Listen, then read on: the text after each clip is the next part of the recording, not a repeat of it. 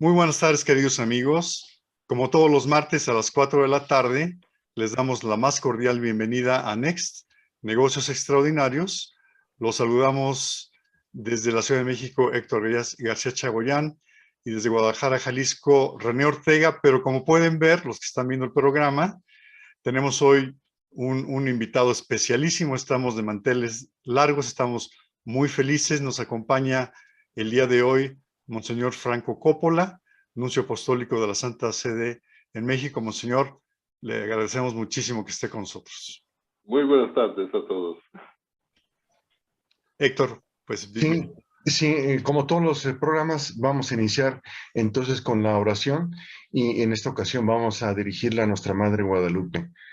Oh Virgen de Guadalupe, Madre de las Américas y de todas las estirpes humanas, concédenos la valentía de convertirnos en tus testigos para que, como San Juan Diego, participemos en la construcción de tu casita sagrada y que en el mundo entero se haga realidad el mestizaje global y la amistad social a que nos convoca el Papa Francisco para vivir todos como verdaderos hermanos por Jesucristo nuestro Señor. Amén. Amén. Bueno, pues como cada programa les queremos pedir que nos ayuden, que nos apoyen, que apoyen a Valora con estrellas para mantener esta maravillosa obra que a tanta gente le hace bien. Y también, como cada programa, los queremos invitar a que nos sigan en Facebook, en YouTube, en Negocios Extraordinarios, y pues que nos den like y que se suscriban si no están aún suscritos al canal de YouTube. Y bueno, pues nuevamente hoy estamos muy contentos, Monseñor, le agradecemos nuevamente.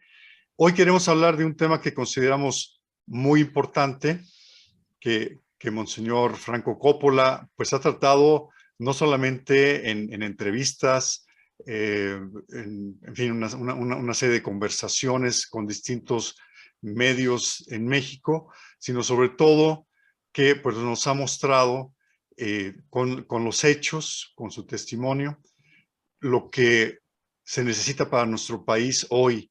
Y aquí quisiéramos hablar entonces el día de hoy de la situación del catolicismo en México y cómo podemos ir construyendo esta civilización del amor frente pues a una serie de circunstancias muy complejas que vivimos los católicos, los mexicanos, y sobre todo, Monseñor, pues como ha sido el viaje que usted hizo a Aguilillas en Michoacán, sobre todo los mexicanos, pues que se encuentran en una situación más complicada, no solamente desde el punto de vista de sus ingresos, que son los menos beneficiados, sino también que sufren de manera terrible el tema de la violencia. Y entonces quisiéramos iniciar, si nos quisiera ayudar a comentar sobre la desigualdad y la violencia.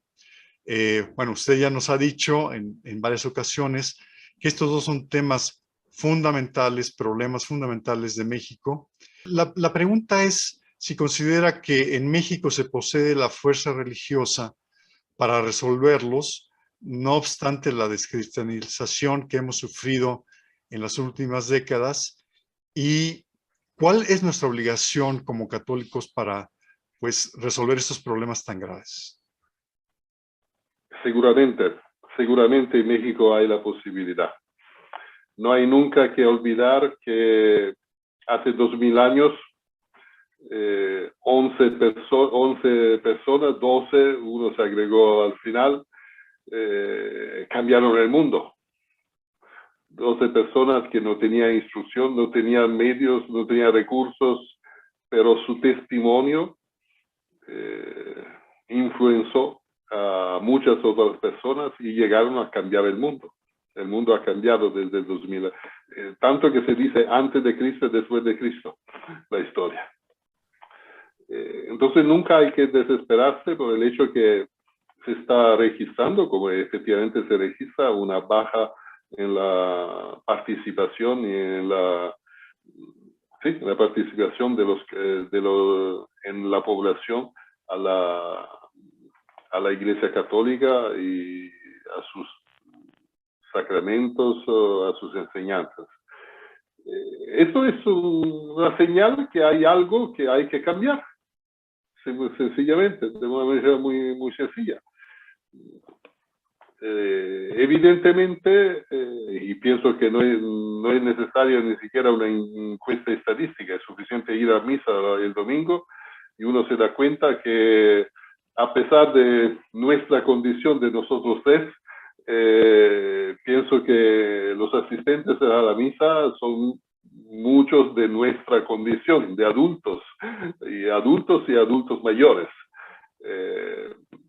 Es muy poca la asistencia de jóvenes, niños, muchachos. Eso a pesar que la última estadística nos dice que México es un país joven.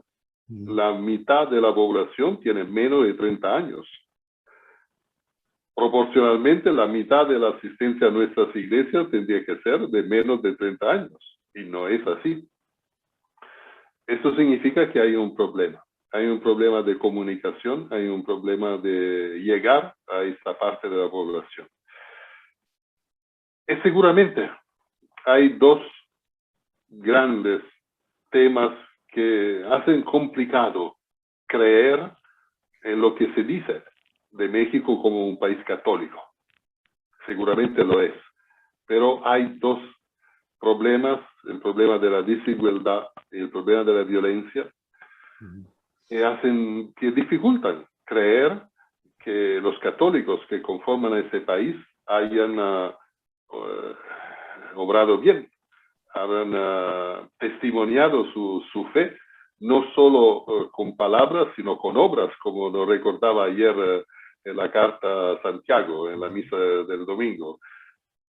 La fe hay que demostrarla y se demuestra con las obras, no es suficiente solo proclamarla. Y la desigualdad es un gran problema. Si pensamos que al inicio la comunidad cristiana se caracterizaba por el hecho de tener todo en común, de que a nadie le faltaba nada necesario, porque los que tenían socorrían con sus bienes a los que no tenían. Había una verdadera comunidad, o sea, era una familia. Esto que tenemos que regresar a este concepto. Todos los conceptos en la fe cristiana nos hablan de un léxico familiar. Dios es Padre. Entre nosotros nos decimos que somos hermanos. Bien, ¿en cuáles de nuestra familia, si un hermano está muriendo de hambre, el hermano se voltea del otro lado y sigue vacacionando, godín? No es posible. Y a pesar de eso pasa en México. Yo vengo de África y conozco lo que es la miseria, lo que es la falta de recursos cruel que se registra en esos países. México no es África. México no es África. Tiene recursos de todo, materiales, humanos, todo tipo de recursos. Además se encuentra cercano a una fuente de recursos como es Estados Unidos, de recursos humanos, materiales, ideas, financieros, de todo. Puede aprovechar también de esta cercanía. En cambio, hay una pequeña parte del pueblo mexicano que aprovecha de esta situación. Ahí hay una mayoría absoluta, más de la mitad del pueblo mexicano que se encuentra en una situación miserable. Esto no es el resultado de un año, 2 años, es el resultado de décadas y décadas de una actitud que ha permitido que muchos de nuestros hermanos no nos han interesado. Nos hemos preocupado de nosotros y no nos hemos preocupado de los que no tenían voz, que no levantaban su voz. Porque muchas veces solo los que protestan son entendidos y no los que se callan. Y como consecuencia de esta desigualdad, para mí, hay el problema más grande, que es la falta de instrucción. Hay un problema de instrucción en México. Solo una pequeña parte de la población mexicana tiene acceso a una instrucción a la altura de la necesidad de nuestros tiempos. una gran parte de la población no tiene acceso a esta instrucción. Y esto no hace que perpetuar la desigualdad, perpetuar la tentación de la violencia, perpetuar todo. Yo vengo de África, lo confirmo, y una de las preocupaciones en algunos estados dictatoriales en África era que la población no se instruya. No había escuelas públicas, porque era mucho mejor que la población se quedara ignorante. De esta manera se puede manejar mucho mejor. Las escuelas en algunos estados eran las escuelas llevadas por los misioneros. No había una escuela pública en uno de los estados donde yo fui como nuncio. Entonces, esta tendría que ser la primera preocupación. Hacer que haya un acceso a la instrucción digno y a la altura de las necesidades de hoy para todos los niños. Esto sería ya un mirar al futuro. No tanto pensar en todo lo del pasado, que ya es grave, pero tener una esperanza hacia el futuro. Monseñor, me parece que tocó pues justamente las causas, porque claro, una realidad que se vive en un país o que se vive en una empresa o se vive en una familia o en una comunidad del tipo que sea, no se va a resolver si no se atacan las causas. Y me parece que tiene toda la razón respecto al tema de la educación, que es como el arranque, y después esta, pues un poco actitud, a pesar de que somos segundo país con más católicos en el mundo, de despreocupación por los demás, particularmente por los más pobres. Incluso a veces me parece que de desprecio. Y creo que esto tiene que ver un poco, ya que tocó el tema de la educación, con la educación católica. Nos da a nosotros, hemos hecho varios programas sobre educación, tanto a nivel básico, medio como superior, y nos da la sensación de que algunas veces las universidades y las escuelas católicas, los colegios católicos, no preparan a los estudiantes para la conversión, para el amor al prójimo, sino un poco, pues lamentablemente y tristemente, a veces incluso para marcar más las desigualdades sociales y culturales y crear esta cultura de incluso desprecio que comentaba yo. Y me parece que eso, pues en el fondo, evidentemente no es algo que se haga a propósito, pero sí me parece que tiene que haber un cambio muy importante en la forma en la que los líderes del futuro son educados para servir, deberían de ser para servir a Dios y servir al prójimo como a uno mismo, y no para tener una ventaja competitiva respecto a otros mexicanos. Comparto completamente sus palabras. Espero con usted que no sea a propósito, pero es verdad, es verdad.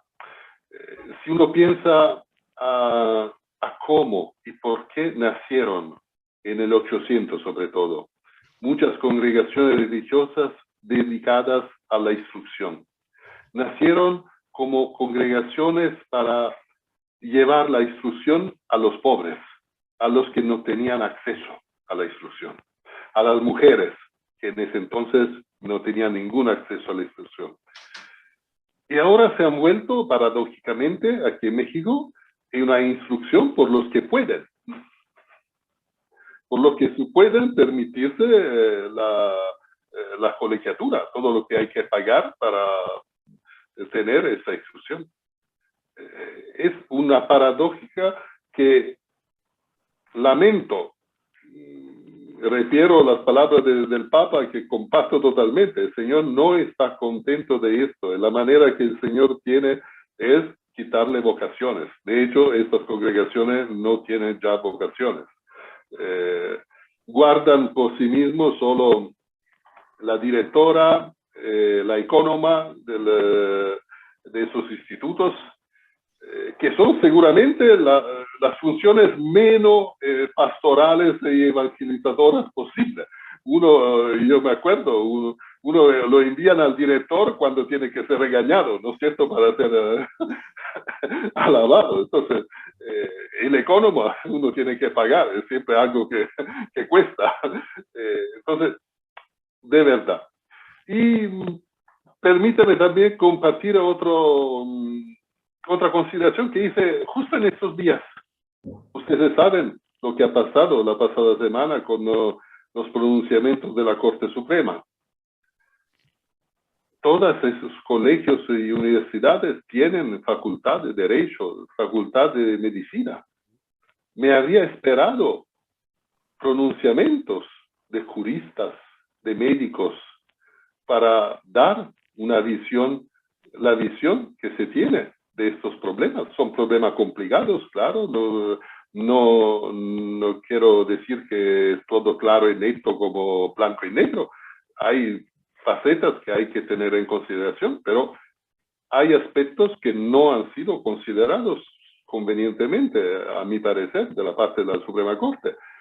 Esperaría que todas estas personalidades que tienen títulos, que enseñan, que son maestros en estas universidades, levantaran su voz. Yo no he escuchado nada. Puede ser que no tengo las ligas buenas pero no me parece que ha habido una reacción o un comentario, por lo menos un comentario. Me ha parecido un silencio absoluto. Y esto me ha extrañado. Fíjense que yo creo que, como decía Henry de Lubac, decía, perdón, para el cristiano que sabe ver, no hay nada en el mundo que no le demuestre a Dios. Y yo creo que ese es uno de los problemas actuales en que nos tenemos velado ante nuestros ojos esa presencia de Dios que nos impide entonces satisfacer no únicamente como cristianos, sino como cualquier corazón que está latiendo y que necesita esa relación, ¿no? con Dios y que no lo existe. Y quizá uno de esos problemas sea la laicidad que impera en Occidente en general, pero en México de una manera muy grande, en donde se censura y se ataca el sentido religioso, es decir, la trascendencia de la persona y la relación necesaria con el infinito, con Dios. ¿Cómo observa usted el problema de la laicidad en México? Sobre todo habiendo vivido en otros países y conociendo ahora esta situación en México. La impresión que tengo es que se confunde la laicidad que existe en Europa y en gran parte del mundo occidental, hasta en el vecino Norteamérica. Se confunde la laicidad con el laicismo. Y en México no hay laicidad, hay laicismo.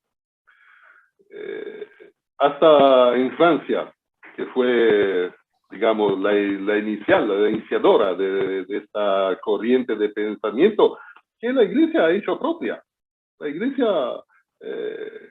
piensa efectivamente que la manera justa de un Estado de ponerse frente al fenómeno religioso es la laicidad. Laicidad significa que el Estado no toma partido por ninguna confesión religiosa. Reconoce que hay una dimensión religiosa en las personas y favorece la libertad que ellos puedan conocer, desarrollarse, creer según los que ellos cada uno piensa. Garantizar, o sea, la libertad religiosa. Aquí me parece, pero puedo equivocarme, lo digo y lo repito, me parece más bien un laicismo. O sea, se habla de laicidad, pero en realidad se entiende ateísmo. Se entiende Dios no existe y todo lo que se refiere a Dios no existe. Como era hasta hace 29 años, ¿no? La Iglesia existía, pero no existía. Ni siquiera jurídicamente, no existía. Aunque estaba, no existía. No se le daba una dimensión jurídica.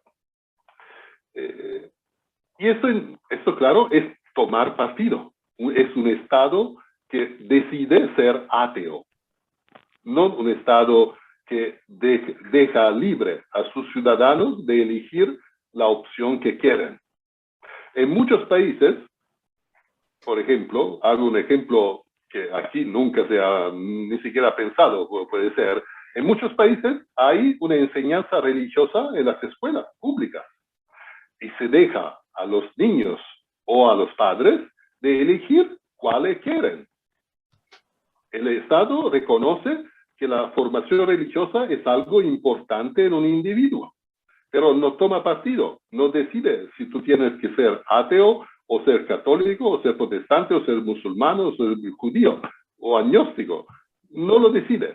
Deja al ciudadano, al muchacho o a los padres cuando es menor, de decidir cuál es la educación religiosa que quiere por su hijo, pero reconoce esta dimensión. En el Estado mexicano no. Es un Estado por el cual en el campo de la instrucción la religión no existe. La dimensión religiosa no existe. No se habla. Esto no es laicidad, esto es laicismo. Es que de alguna manera la impresión que yo tengo es que hemos quedado como al mismo, la historia ha cambiado en 2 siglos y nosotros no. Nos hemos quedado con las ideas de la Revolución Francesa. En Francia misma ha habido una evolución y ahora se habla de una laicidad positiva. Aquí no, hemos quedado que la iglesia no existe, que la religión no existe, que no tiene nada que ver. Me parece que cuando hace mucho tiempo, cuando la primera vez o una de las primeras veces un presidente participó a una misa del Papa que había venido aquí en México, los periódicos salieron diciendo por un día México se quedó sin presidente por el hecho de que había participado en una misa. Esto no es laicidad, esto es laicismo, es ateísmo, ateísmo de Estado. Monseñor, nada más, pero el problema es que nosotros los católicos y las instituciones de educación nos hemos creído ese discurso y entonces también tampoco damos una visión como la que decían, donde Dios se muestra claramente en relación con nosotros en el mundo. Tiene absolutamente razón. Y ese es el problema de la educación católica, que evidentemente no resulta, nos da frutos, nos da frutos. Siempre me he quedado impresionado con de un papa de mi juventud, entonces los jóvenes de hoy no lo conocen, San Pablo VI, que dijo que la gente de hoy no acepta escuchar a maestros. Y los maestros lo aceptan solo si son testigos. Entonces, este es el problema. No se puede solo repetir lo que hemos aprendido sobre los libros. Esto no sirve. A la gente no los convence y menos a los jóvenes de hoy. Solo si una persona puede decir, yo lo he visto en mi vida, me ha tocado el corazón, me ha cambiado la vida. Antes era de esta manera y después ahora soy de una manera diferente. Solo esto es creíble. Y esto falta, evidentemente, en nuestra enseñanza. Monseñor, en esa misma línea que comenta Héctor, pues como le comentaba, nosotros nos dedicamos profesionalmente, digamos, está el programa, que es un apostolado, pero profesionalmente es una consultora que nos dedicamos a la empresa y que buscamos promover justamente que en la empresa se vivan estos valores y se vivan las virtudes, porque a veces los mexicanos tenemos los valores como muy claros, pero no se convierten en realidad, que es justamente ese tema que usted dice, ¿no? Los tenemos aquí en la cabeza, pero no los tenemos en el corazón, ni los tenemos en las manos y en los pies. Y me parece que junto con la educación católica, que me parece que por la persecución religiosa, nos fuimos haciendo chiquitos, pequeñitos.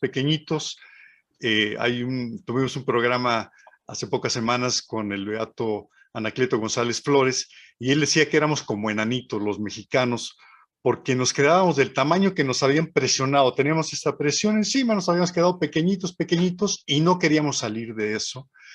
Y me parece que tanto la educación religiosa de las escuelas católicas, como las empresas católicas, en el sentido de empresas donde el director general, el empresario, los gerentes, los empleados, los operarios, somos católicos, pasa este mismo fenómeno que usted comenta, donde parece que Dios no existiera.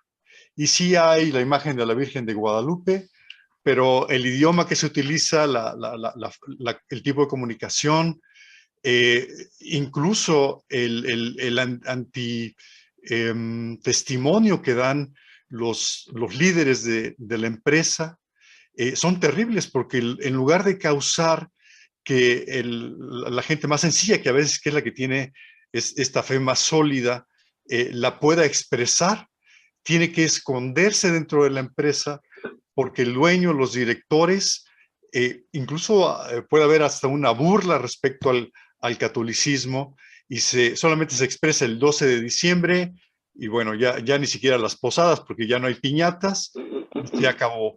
Pero es como este catolicismo que nos da pena, que nos avergonzamos de ser católicos y que hay que esconderlo porque si lo sacamos a la sociedad, nos van a ver mal. No sé qué opina de esto.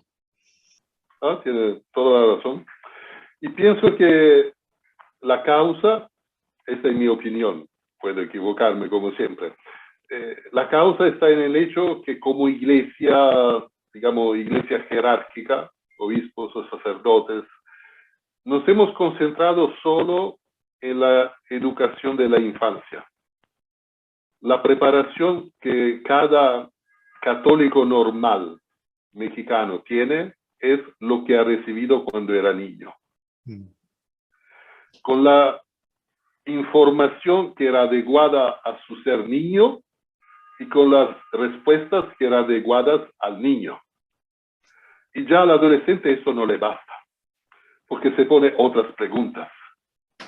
Y la respuesta dada a los niños parecen cuentos de hadas, no es algo real.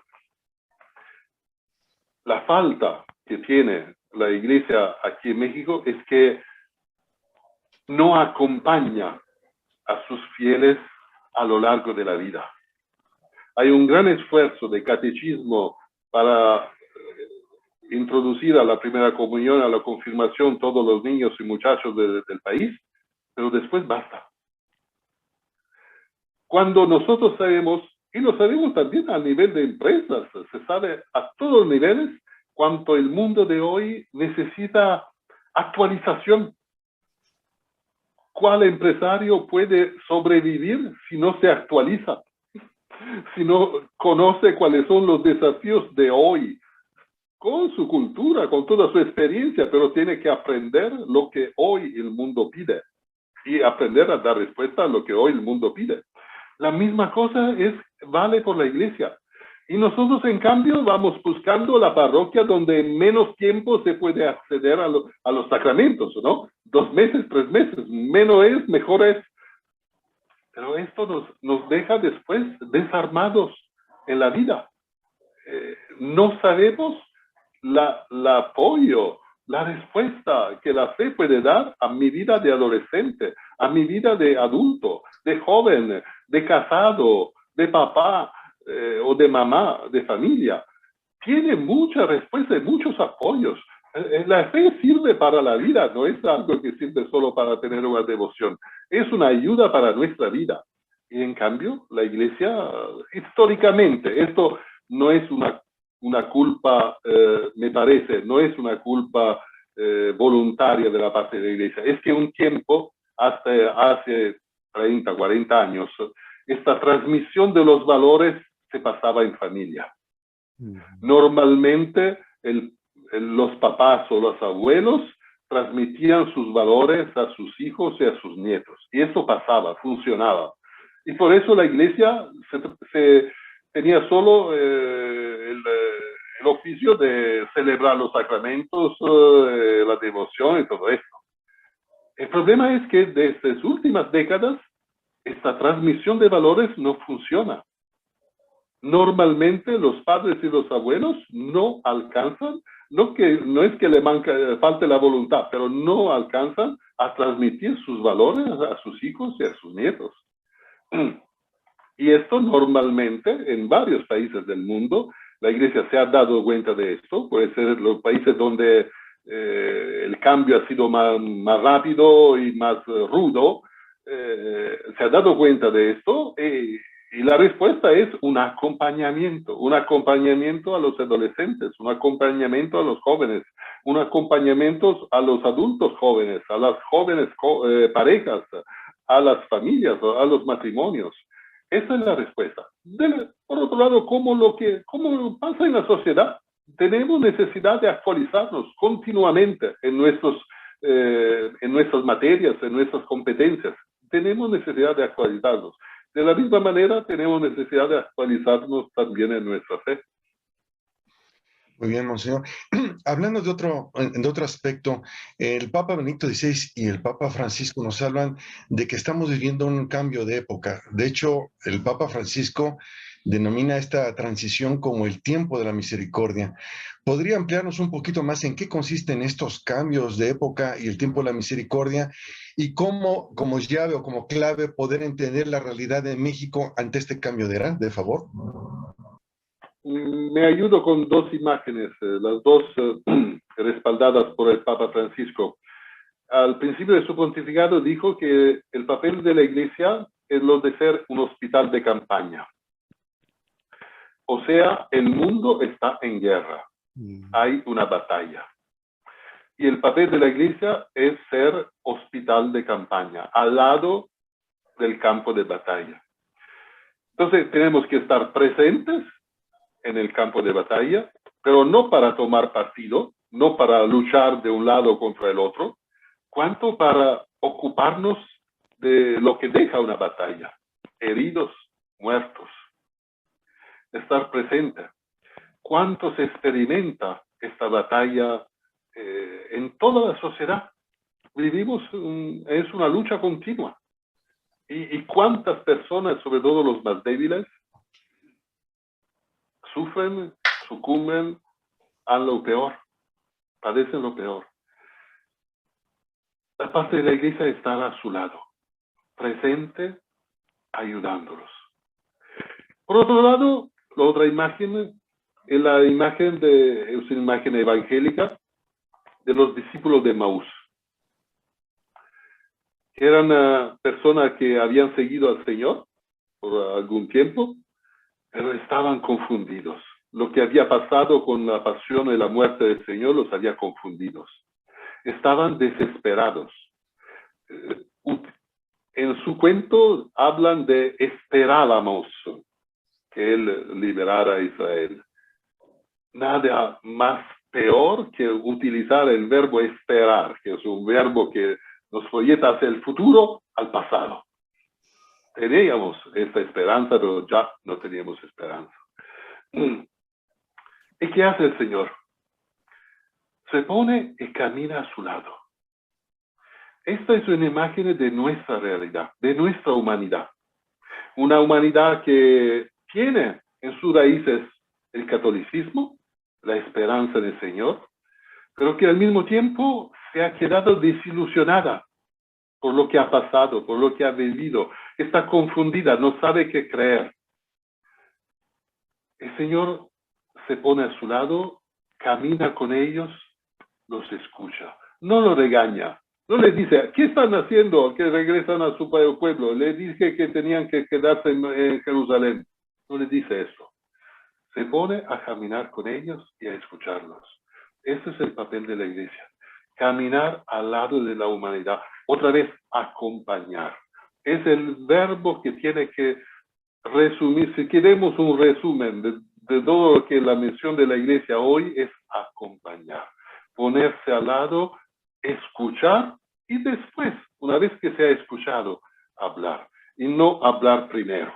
Somos demasiado acostumbrados a hacer prédicas, homilías, documentos, comunicados, y la gente ya está demasiado acostumbrada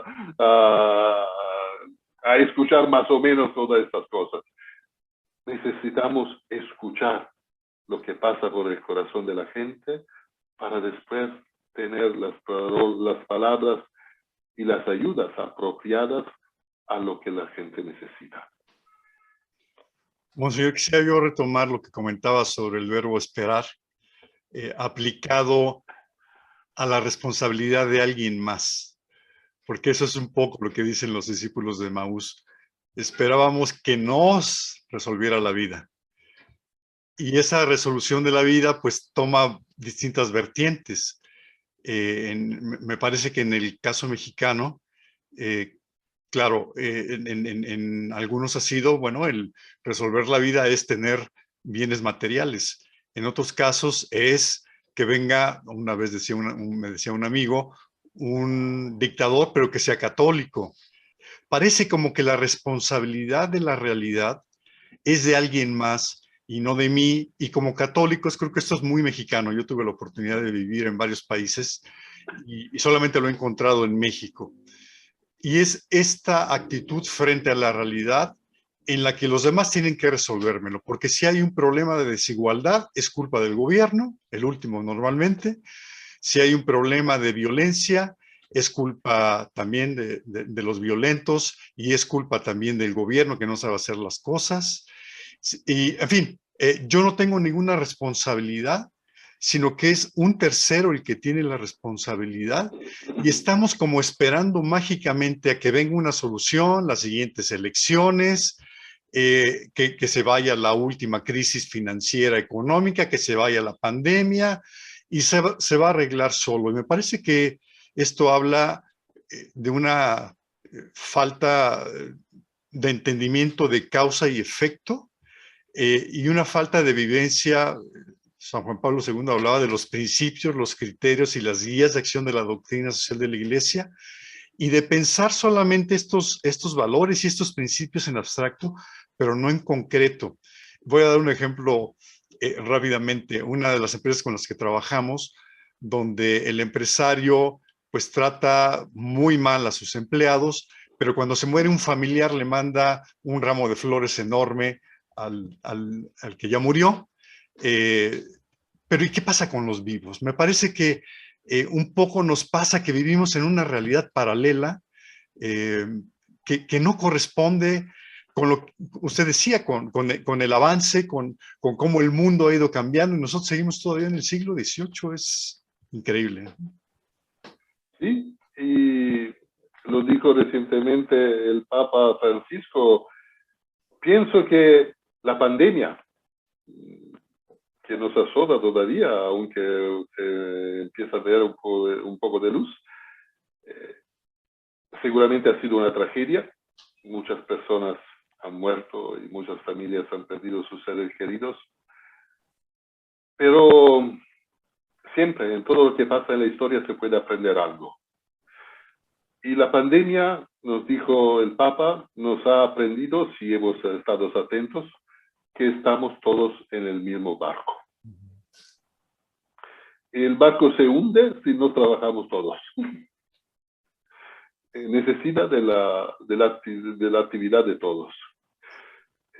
No sirve protegerme, porque si los demás no se protegen, el virus continúa, se muta, cambia, y tanto temprano encontrará una falla en mi protección y me golpeará también a mí. Tengo que ayudar todos a protegerse para que el virus baje. No sirve que yo solo me vacune, porque si los demás se contagian, después el virus tiene variantes, otras cepas, y esas otras cepas hacen que mi vacuna no sirve para nada. Es necesario que sea todos. Solo si todos están protegidos, entonces el virus no podrá hacerlo con nadie. Esto vale también en la historia de la sociedad. Y el Papa, queriendo aprender de lo que pasó en la historia a través de esta pandemia, ha tenido una iniciativa que espero ustedes apoyen. A partir del próximo 17 de octubre, en todas las diócesis del mundo, también de México, será lanzado la fase diocesana del sínodo. Sínodo es aprender a caminar juntos. O sea, o se camina juntos o no se progresa. No es posible que sea una persona a hacernos progredir. No. Tenemos que caminar todos. Todos tenemos que contribuir con nuestras ideas, nuestros esfuerzos, lo que podemos poner en común, y solo si todos estamos caminando, la iglesia va a progredir, la sociedad va a progresar. Es un esfuerzo que puede dar resultados si lo actuamos, o puede pasar bajo silencio, porque normalmente las autoridades no quieren ser molestadas, entonces mejor que no se hable de esto. Yo espero que se hable. Espero que el mundo de la cultura, sobre todo, nos ayude, haciendo conscientes al pueblo de este llamado. Todas las diócesis están llamadas a reunirse. Y no solo las personas que van a la iglesia, no, todos bautizados, que son más de los que van a la iglesia. Y también los que no son bautizados, ellos también pueden dar su contribución, pueden ayudar. Todo el mundo puede ayudar. El Papa ha pedido a toda la gente de buena voluntad, como se dice, de dar una mano para encontrar salidas a los problemas que tiene su pequeña comunidad, la comunidad más grande diocesana, la comunidad nacional y el mundo entero. Pero tenemos que hacerlo implicándonos todos. Lo que enseñará, espero, el camino sinodal es que todos tenemos que contribuir, escucharnos mutuamente y cada uno sugerir lo que viene de su experiencia, de su pequeña o grande experiencia que sea. El Señor y el Espíritu Santo habla con quien quiera y a través de quien quiera, no solo a través del Espíritu del Papa. Puede hablar a través de la última persona del mundo. El Papa quiere ayudarnos y educarnos a ese trabajo, todos juntos. Espero que en su programa también, y en toda la iglesia mexicana sobre todo, que lo necesita mucho. Usted tiene razón, estamos acostumbrados a esperar que venga un salvador, un salvador de la patria, un salvador de la parroquia, alguien más. No, tenemos todos que implicarnos. El camino sinodal que el Papa inicia el tercer domingo de octubre por toda la iglesia en todo el mundo es un camino que pretende implicarnos todos. Interesante, Monseñor, y desde luego que vamos nosotros a hacer eco de esto porque es de alguna manera algo concreto en cuanto al acompañamiento. Usted decía esa palabra, el acompañamiento, la compañía, es uno de los aspectos fundamentales que en la actualidad por esa desunión, por la violencia, ¿no? No se ha dado. Y mucho de esto es por el relativismo, ¿no? Que lo ha señalado también el Papa Benedicto XVI, en donde estamos, inclusive los católicos, no nos identificamos y nos vemos como pertenecientes a una misma iglesia, a un mismo cuerpo, a un mismo sacramento, digamos, de una forma sacramental, sino que nos vemos como adversarios. Entonces, este llamado verdaderamente puede ser algo en donde a algunos de nosotros, o esperamos que a muchos, podamos crear puentes, ¿no? Como decía el Papa muchas veces, crear puentes con los que piensan distintos a partir de la realidad, observando esta realidad.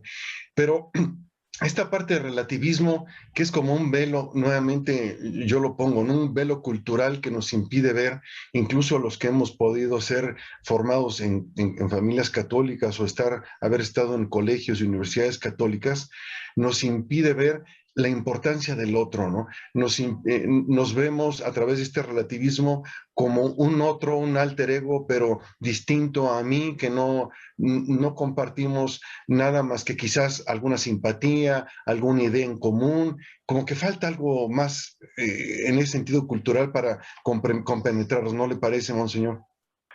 Vivimos un tiempo de grandes contradicciones. Es un tiempo en el cual tenemos seguidores a miles, personas que se conectan, que nos escuchan, millones. Pero al mismo tiempo pienso que no hubo nunca un tiempo en el cual estamos tan solos. Tan solos. La tecnología seguramente nos permite de comunicar mucho, pero no nos permite de escuchar bastante.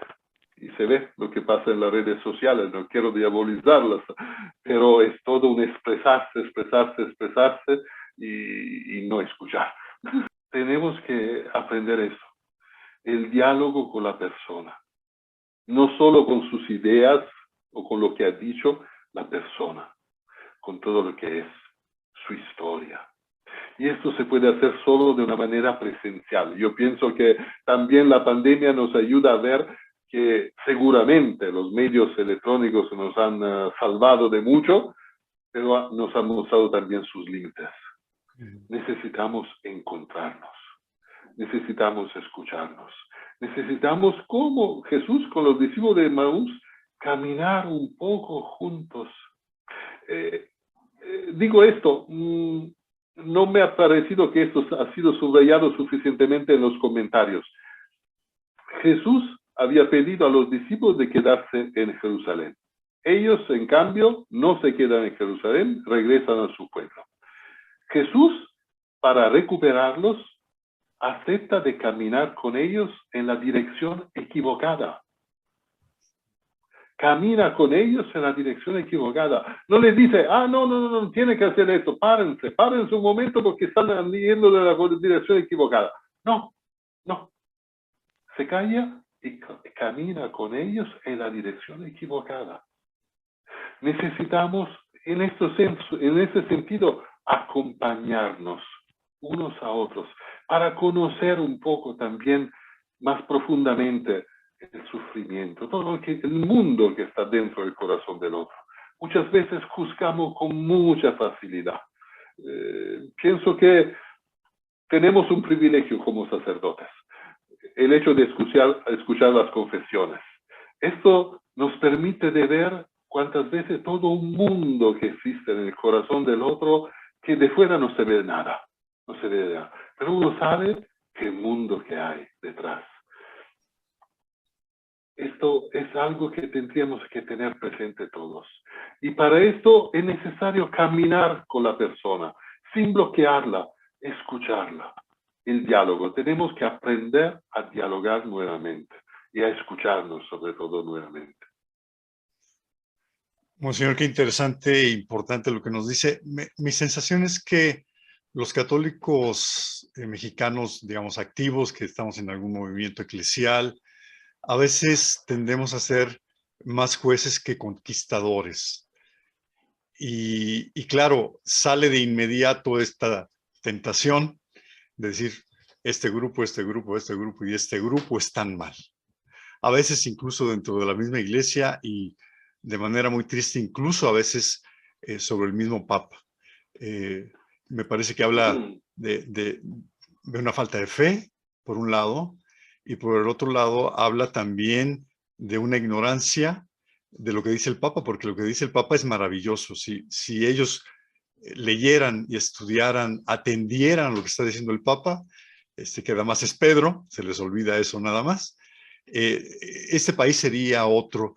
Y en ese sentido, Héctor y yo hemos, desde hace ya, cuando comenzamos con el programa, nos hacíamos la pregunta, ¿y cuál es la misión de México? Me parece que hablamos muy poco de la misión. Sí entendemos que viene la eternidad, el cielo, algún día, si Dios quiere, bueno, Dios si quiere, más bien si nosotros queremos gozar de él por toda la eternidad. Pero eso, como decía usted, no se da solo. No me lo voy a dar yo solo yendo a misa todos los días, comulgando, rezando el rosario.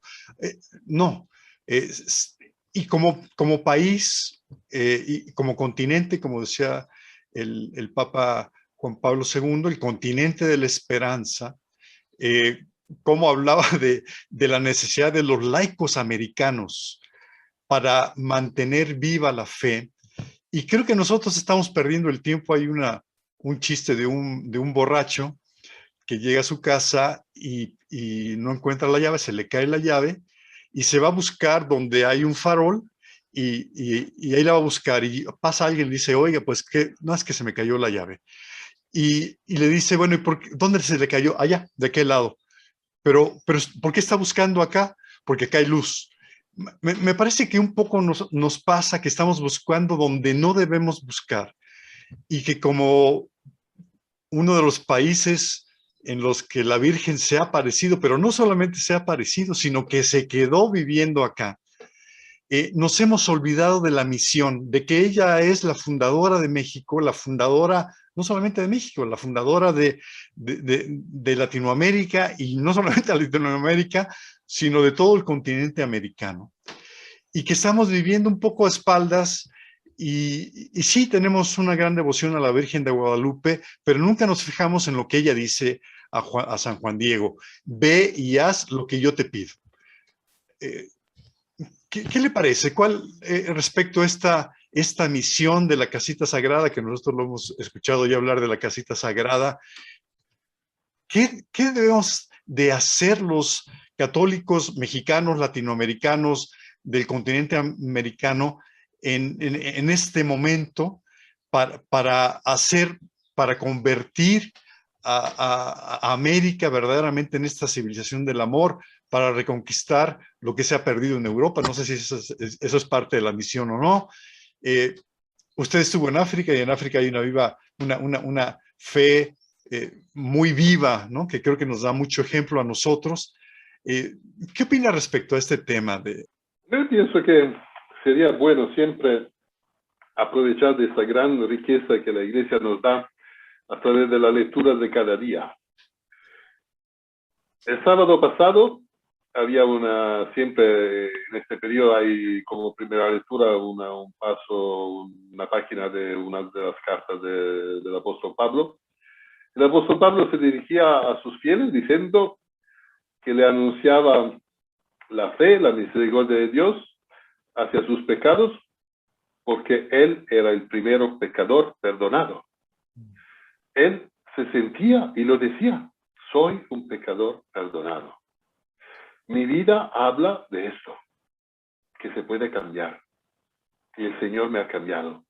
Y vean ustedes qué ha hecho conmigo. De lo que era terrible a lo que por su gracia soy hoy. Pienso que esto nos falta en el discurso de la Iglesia, entiendo como discurso de la jerarquía. Muchas veces nos quedamos como maestros, los que tienen que enseñar el camino.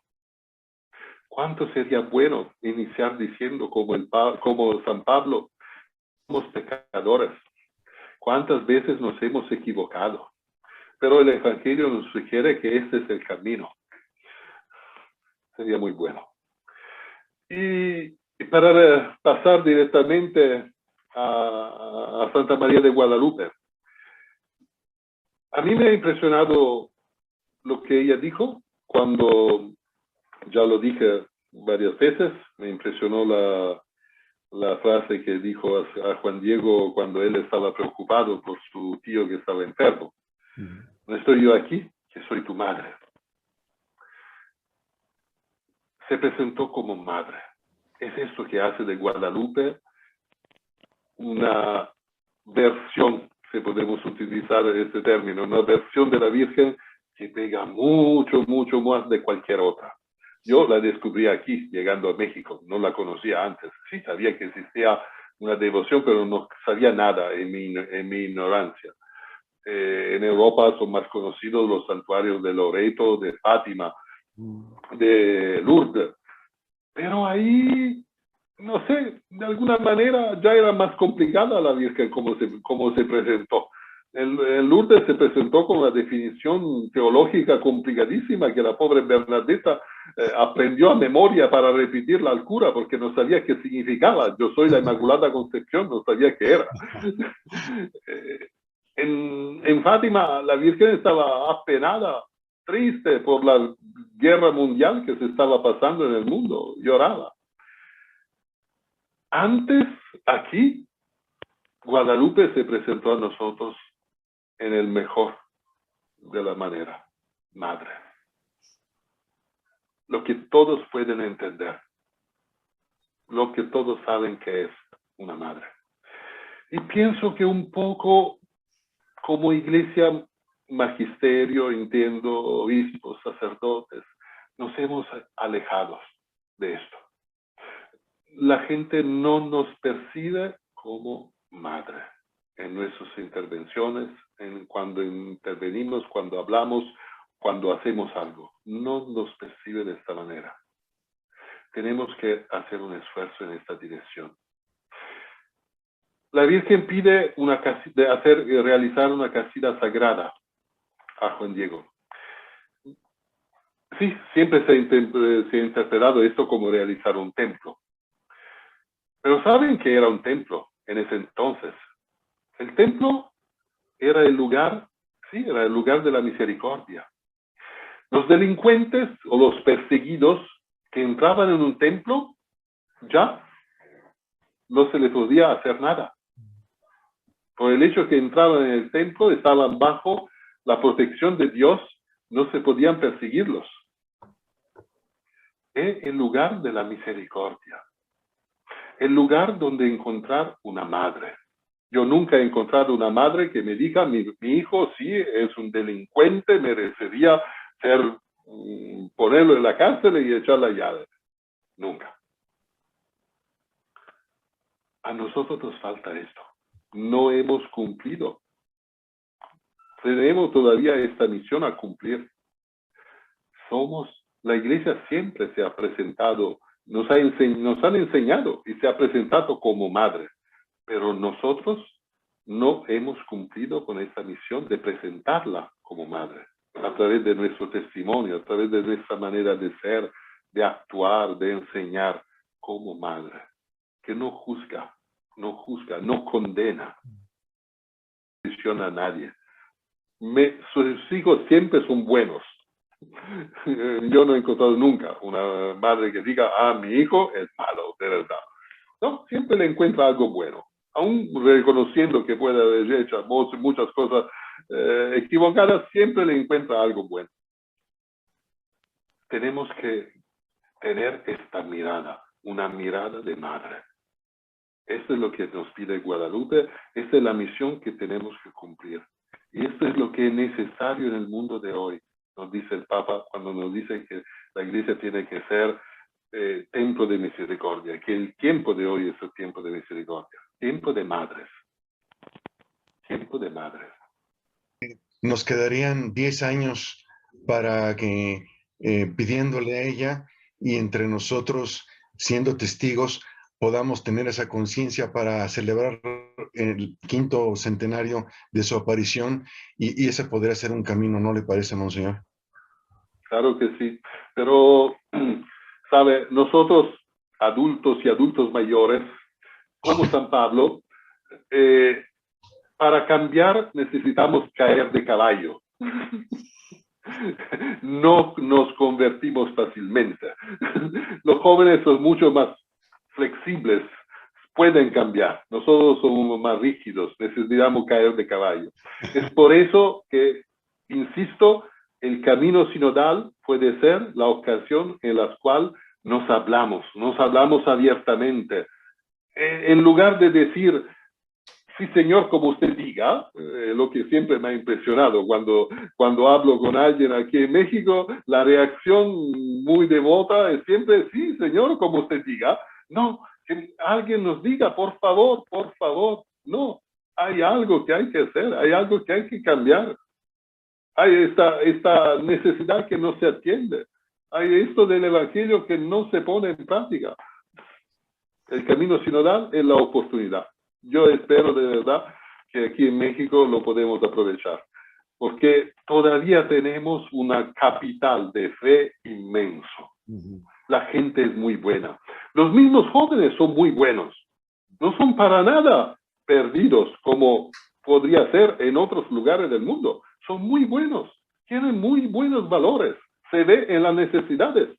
Yo me quedé impresionado con la reacción de los jóvenes frente a la desorganización cuando hubo el sismo.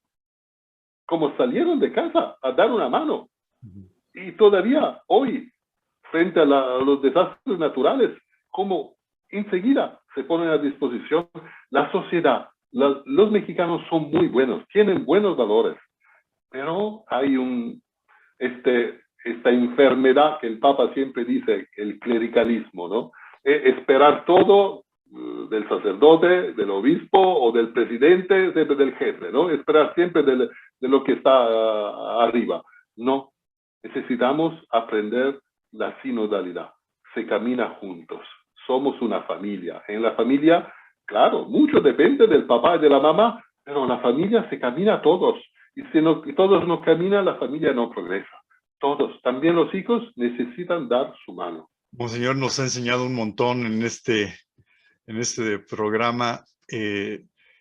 Me parece que lo último que ha dicho, la sinodalidad es la clave, porque somos nosotros los que nos tenemos que salvar, no por nosotros mismos, sino por confiar en Dios, que es el que verdaderamente salva, y no creer que nuestros esfuerzos, si somos católicos, son los que van a cambiar las cosas, o no estar con la mano extendida esperando a que el gobierno o cualquier líder sea el que nos va a resolver la vida, sino salir valientemente.